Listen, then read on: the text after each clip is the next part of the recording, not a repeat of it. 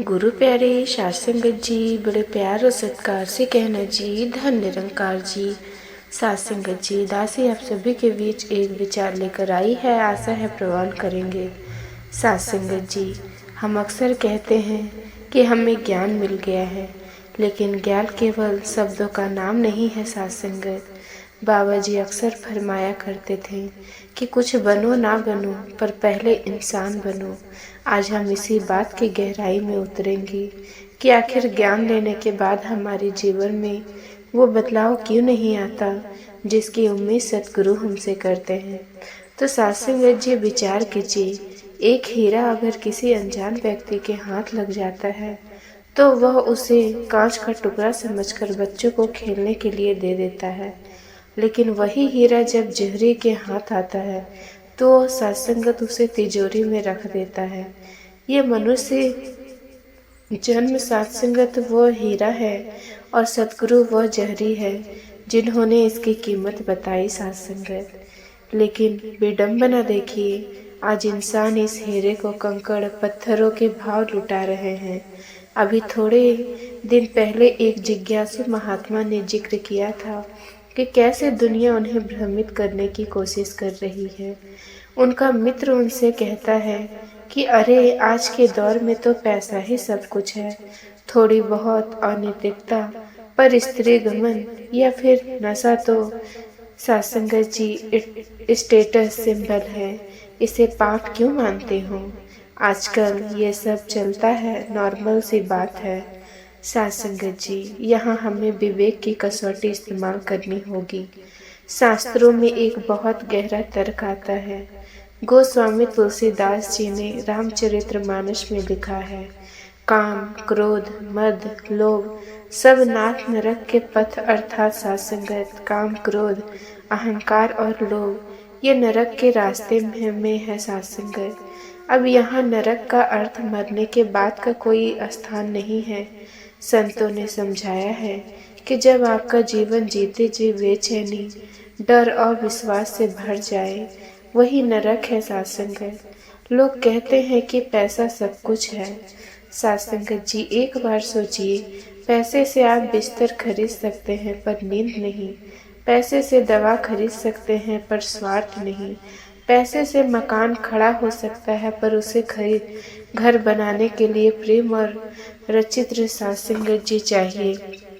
इतिहास गवाह है, रावण के पास क्या कमी थी? सोने की लंका थी, यानी कि अपार धन था, ज्ञान इतना कि शिव तांडव स्रोत रच दिया। साध संगत, बल इतना कि काल को भी पाए से बांध रखा।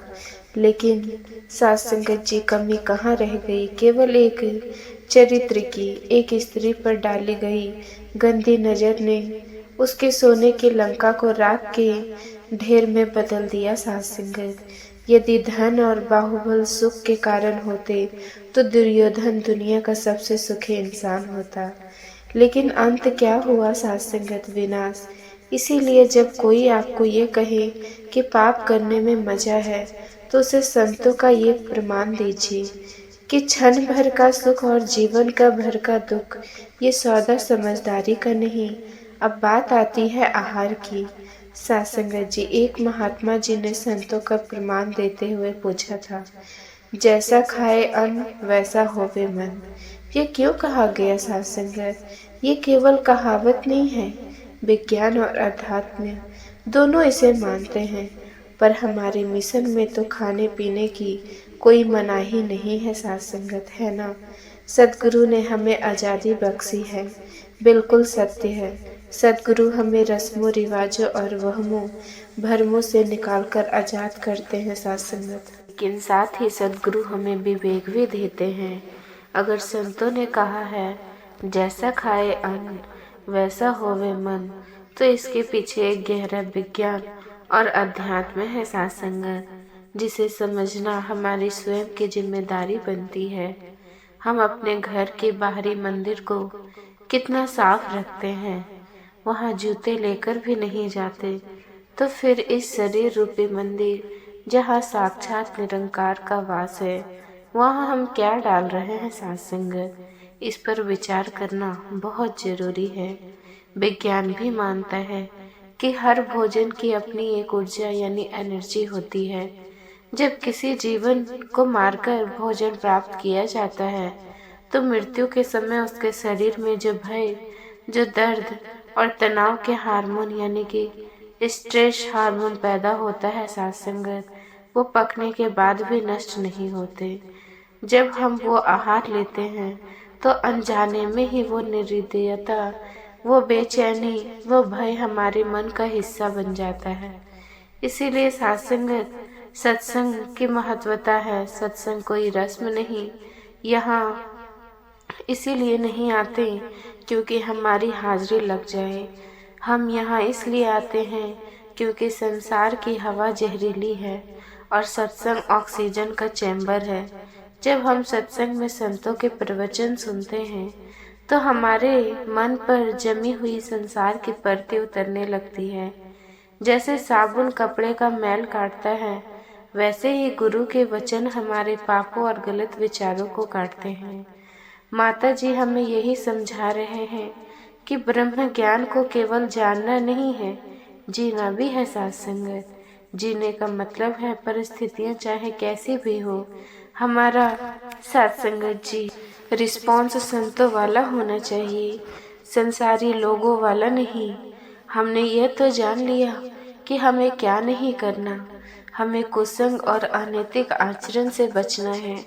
लेकिन अब मन में ये सवाल पैदा होता है कि इस भागदौड़ भरी दुनिया में जहाँ नौकरी की टेंशन है, परिवार की जिम्मेदारियां हैं, वहाँ भक्ति को कैसे फिट करें साथ संगत।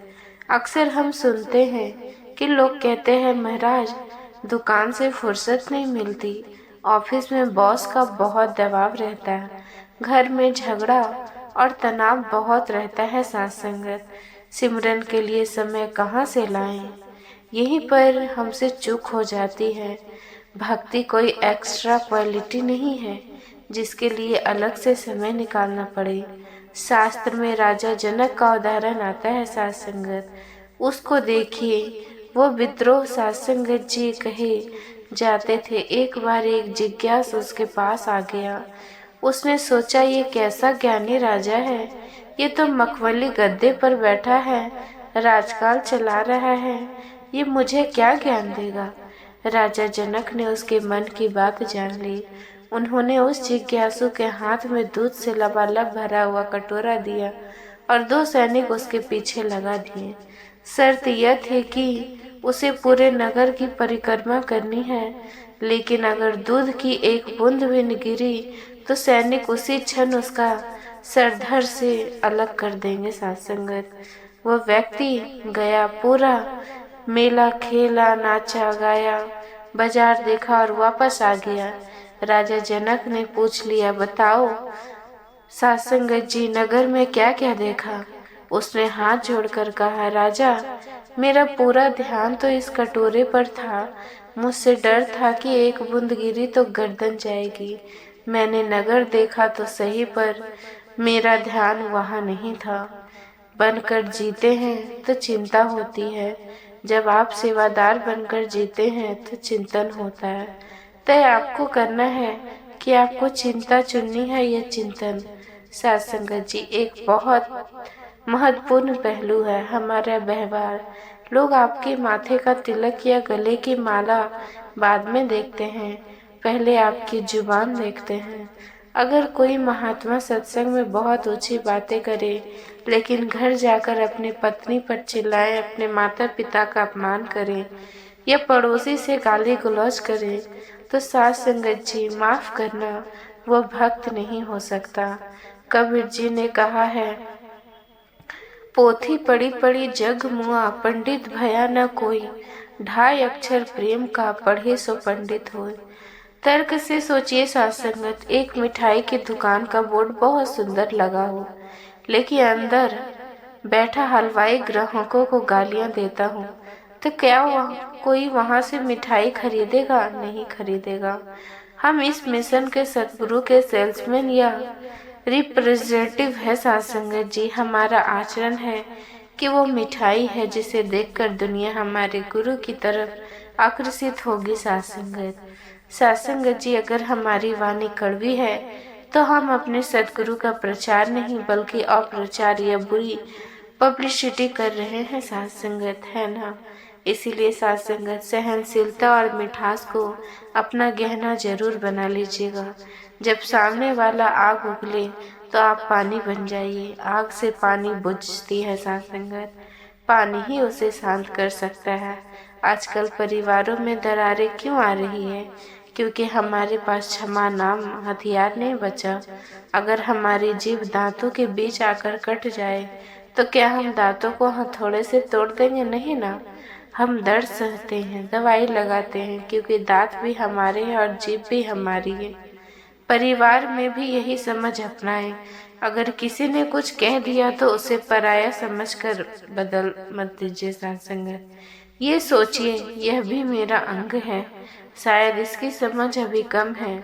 कोई बात नहीं, शास्त्र कहते हैं साथ संगत जी, क्षमा वीरस्य भूषणम, माफ करना कमजोर का नहीं ताकतवर का काम है। एक छोटी सी बात को पकड़कर हम सालों साल अपने दिल में बोझ लेकर घूमते हैं। सद्गुरु समझाते हैं बातों को पकड़ना छोड़ दो, निरंकार के दामन को पकड़ना सीख लो। जो बातों को पकड़ता है वो उलझ जाता है, जो दामन पकड़ता है वो सुलझ जाता है। अब आप कहेंगे महात्मा जी समाज तो सुधरता नहीं, हम कब तक बर्दाश्त करें? कब तक? साथ संगत जी, हमें समाज को नहीं सुधारना, हमें खुद को बचाना है। इसे एक सुंदर उदाहरण से समझिए। समुद्र में नाव तैरती है, ठीक है। नाव को तैरने के लिए पानी की जरूरत है ना साथ संगत। लेकिन खतरा तब होता है जब पानी नाव के अंदर आ जाए। हम संसार में रहे यानी नाव पानी में रहे, ये जरूरी है, लेकिन संसार हमारे अंदर न घुस जाए, इस पर ध्यान देना है। संसार हमारे अंदर कैसे घुसता है साथ संगत? लोभ, मोह और ईर्ष्या के छेदों से घुसता है। सत्संग वो मरम्मत है साथ संगत जो इन छेदों को बंद करता रहता है ताकि आपके जीवन में ये डूबे नहीं। समझ गए साथ संगत? सद्गुरु का आश्रय और भय मुक्ति जीवन। अंत में सद्गुरु की संत वो मरम्मत है साथ संगत जो इन छेदों को बंद करता रहता है ताकि आपके जीवन की नया डुबो नहीं। समझ गए साथ संगत? सद्गुरु हमें यह अवसर दे रहे हैं साथ संगत कि सबसे बड़ी बात है कि विश्वास। आज इंसान डर में जी रहा है, कल क्या होगा, नौकरी रहेगी या नहीं, बीमारी तो नहीं आ जाएगी, दुनिया भर का। एक छोटा बच्चा जब अपने पिता की उंगली पकड़कर मेले में चलता है तो वो ये चिंता नहीं करता कि मुझे खाना मिलेगा या नहीं, या भीड़ में मैं खो नहीं जाऊं। तो सत्संग जी वो बेफिक्र होकर मेले का आनंद लेता है, क्योंकि उसे पता है कि सत्संगत पिता की ताकत पर भरोसा है। ऐसे ही हमको भी अपने सद्गुरु पर पूरा भरोसा है और होना भी चाहिए। सत्संगत जी प्यार से कहना धन निरंकार जी। सत्संगत जी आप जी को ये विचार पसंद आया हो तो चैनल को सब्सक्राइब जरूर कीजिएगा। सत्संगत जी प्यार से कहना जी धन निरंकार जी।